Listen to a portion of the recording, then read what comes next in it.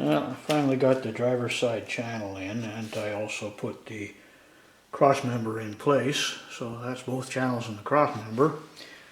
Then it's a matter of patching up holes in the floor and stuff and finishing off the subframe, as well as a few other areas that need to be dealt with. This has got more shaping here that I'll have to contend with on both sides, and closing off the trunk. So I will get back to it. Okay, I gotten to the point where I started putting in the flat panels, or flat patches. This front one was and still is interesting. It wasn't quite a flat patch. And I'm trying to figure out how I can get in there and clean off the weld, because everything's pretty tight in there.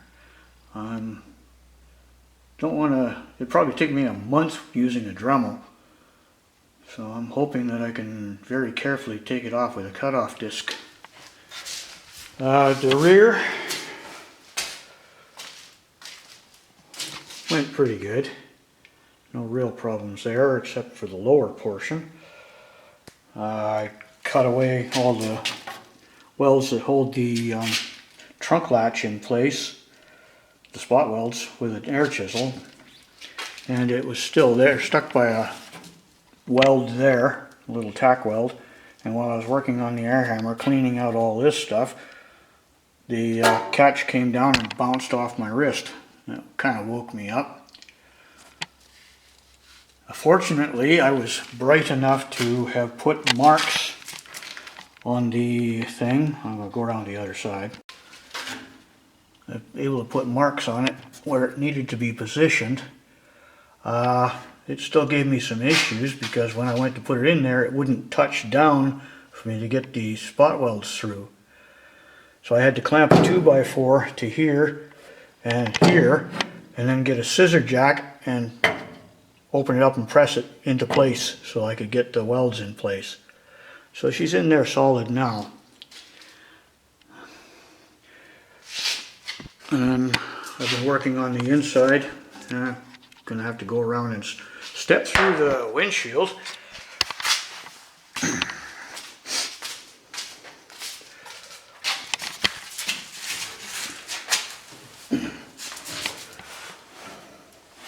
And doing spot welds, plug welds through to the cross member. And yeah, it's getting there. I'll have the bottom to do. I'll be welding from the inside. Then when I go to this one, I'll be taking it from the outside. I have to clean up this a little bit, especially down there. It's looking pretty rough. But that's our update. On a side note on this catch, before I put it back in place, I gave it a couple of good coats of this rust perverter and a coat of paint underside, so that hopefully we won't have any rust come back at us. I plan on doing the whole thing, putting rust converter on the whole bottom end, and then a coat of epoxy primer, and then a seam sealer, so that no water will get in there, and then a final coat of rubber guard. Hopefully that will stop any future rust, at least while I'm still alive. At this check-in point, I've got pretty much all the patches done. I've wire wheeled the bottom end and put some rust converter on it.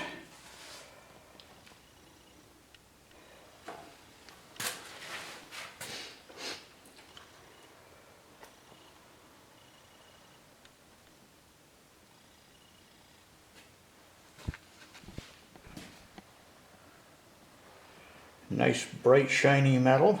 It'd be nice if the whole bottom end was like that, but hey, that's not where I'm going with this.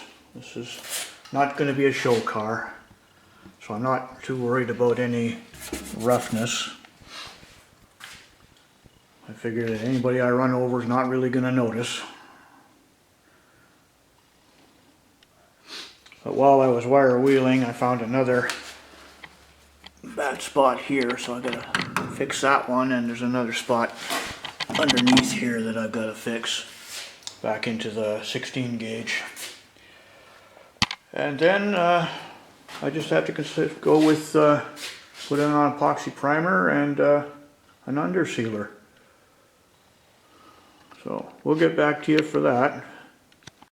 Well, now we're in the epoxy primer stage.